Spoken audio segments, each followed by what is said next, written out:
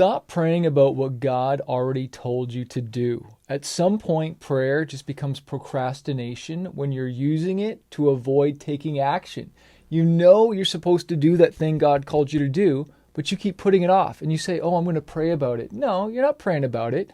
You're disguising praying about it with procrastination, and you're just going on your phone and you're scrolling, or you're watching Netflix, or you're doing anything other than actually praying about it and then making a decision. And some people say, well, I'm going to get to it someday. I'm going to get to it someday. Someday isn't a day. This Sunday at 2 o'clock is a day. This Friday at 9 a.m., I'm going to make the call. This Wednesday, I've scheduled that in my calendar, and I'm going to do it. Whether you are going to pray about it, but then make a decision. A pastor once said to me, Chris, it's a lot easier to steer a boat that's moving than one that's just standing still. And I get it. There's some things what we do need to take a little bit more prayer about. But what frustrates me is Christians that say they're praying about it when they're not. They're not at all. They're just delaying what they know they need to do. And, someone asked me this one time, is like, are you led by the Spirit or not? Are you a Christian? Is the Holy Spirit living in you? Because Romans 8:14 says, for as many as are led by the Spirit of God, these are the sons of God. Galatians 5:16 says, walk in the Spirit, and you shall not fulfill the lust of the flesh. Okay, maybe you're afraid of making a mistake. I've been there. There's certain things where it's just like, it's not fully clear, but at some point you just got to make a decision. Like, isn't that what faith is about? Like, it's not seeing what's in front of you, but just taking that step of faith anyways. And if you make a mistake, who cares? We already know we're going to make mistakes. We're not perfect. Proverbs 24:16 says, even though a righteous man falls down 7 times, he gets up and goes again. And you're going to fall. Okay, cool. You made a mistake. It didn't work out. The door closed, but at least you gave it your best, right? And that's sometimes what you do. It's like, okay, I'm going to give my all. And if that doesn't work, then okay. But sometimes, and I was saying this to a friend earlier, is that, we think just because it's hard or it's taking a long time, then that's not right. And it's like, no, that's just how long it takes sometimes to achieve a goal. Like, we might have this goal, we might have this dream, and we think in our minds, because of the internet and social media, we think it only takes a week, but in reality, it takes months. Or in reality, it takes years to reach that goal. And one person also asked me, they're like, hey, Chris, what's your favorite sports team? And I was like, I don't have a favorite sports team. Unless it says Greenwood or Manafest or whatever your name is on the back of that jersey, that's my favorite team. That's the team I'm fighting for. I'm not going to sit and watch and cheer someone else's team when my team ain't winning. You know what I mean? Like I want my team. I want my family to be winning. Why am I sitting on the sidelines of the game cheering for somebody else while I'm living a nightmare? And I don't know who needs to hear this today, but someone this is speaking to. It's like, look, you've been sitting on the sidelines watching other people live their dreams where you need to get in the game. Somebody drop in the comments, get in the game. Now's the time. You see, procrastination is the assassination of your dreams. Putting it off. James 2:17 says, faith without works is dead. Okay, we've got the faith part. And yeah, I believe and pray, but how about believe and pray that this is going to work? God works everything for my good. I'm going to take a step of faith to this. I'm going to give it 100%, as opposed to just talking. Oh yeah, I'm going to get to that. What does Proverbs 14:23 says? It says, all hard work brings a profit, but mere talk leads only to poverty.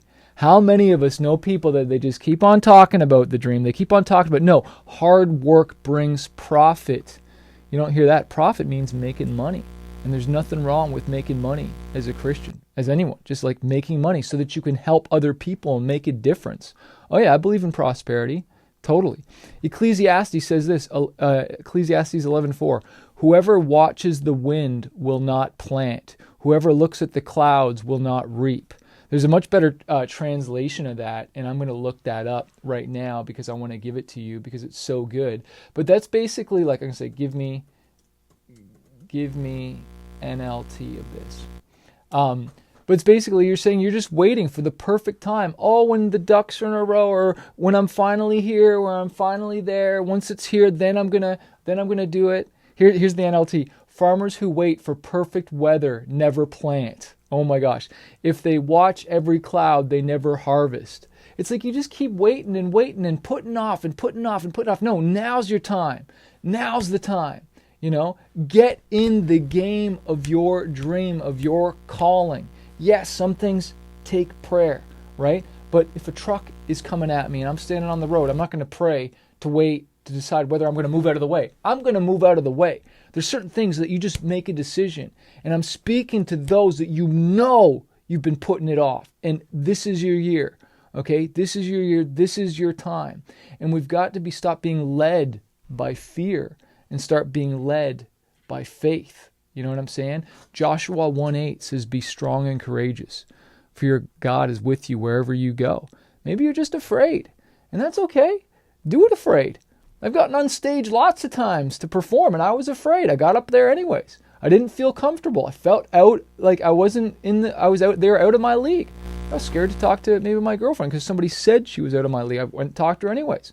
I went and called her anyways. My job, I was definitely not qualified, but God chooses the most unlikely people to do amazing things with them. Now, I hope you're enjoying this video. I wanted to pause it and tell you about these 3 books the devil does not want you to read. The last one is the best. The first one is the book Fighter, 5 Keys to Conquering Fear and Reaching Your Dreams. All fear stands for is false evidence appearing real. And I wrote this book sharing you the 5 keys of conquering fear. The first one is courage, to step out. The second one is perseverance. I talk about in here about having dreams, writing them down, and then setting goals. This book will motivate you and just really shares how I conquered my fear to go for my dreams and step out and what God did, some of the miracles he did in my life. But they're all based on, me taking action. Don't read this going to sleep. The second one is From Red to Black. We used to struggle with debt, me and my wife. We struggled with money. This book teaches you the financial blueprint of getting out of debt, but then creating passive income. If you know you're called to wealth or you have a dream and money has always kind of gotten in the way, well, it's time to master money instead of it being a master of you. One of my favorite chapters in here is called Swiss Dollars, which stands for Sales While I Sleep Soundly. Okay, so you need to be making money while you sleep. A lot of you are trading time for dollars. But what God says is to redeem the time, right? We need to get that time back, okay? One of my favorite quotes in here is, if you don't work hard to make your dreams a reality, then you're going to be employed by someone to work on their dreams. And it's time to work on your dream, okay? That's the second book. And the third book, of course, is the Bible, okay? And this book has changed my life, obviously. If you don't got a Bible yet, pick one up, okay? Because it will change your life. It's been the compass. It's how I've stayed married for over 20 plus years, still in love, raising my children, growing a business. I'll put the links below for the books. Let's keep going. You who are watching this video, you might feel like you're unqualified or you don't have the talent. Well, guess what? God calls the unqualified. Moses had the stutter, right? There's so many different people in the Bible. David was a musician. And yet he took a stone, something unlikely that wasn't the regular weapons of this world, and he killed a giant in it. Well, there's all these people who seemed like they had the right tools. God used something completely different to get the job done. Well, maybe he wants to use you, who might look like you're unlikely, to get the job done. I failed music in school, okay? But yet God used me to write songs and reach millions of people all over the world. I know he wants to use you too, right? Proverbs 3:5-6 says, trust in the Lord with all your heart, and he'll make your path straight. Like, just say that, like, God, you're making my path straight right now. I'm just believing in faith that this is going to work out, and then I'm going to take the next step. Like, just take it. Just go forward. Whatever happens, like, let it happen, and just trust. And there's just been so many times in the Bible where God says, don't be afraid. Well, if he's saying don't be afraid, well, it's probably because these guys and gals were afraid. They were scared. And he's saying, you know what? Don't be afraid. You don't actually have to worry about this. And how many times does God say, don't worry about your life? Like, I got this thing covered.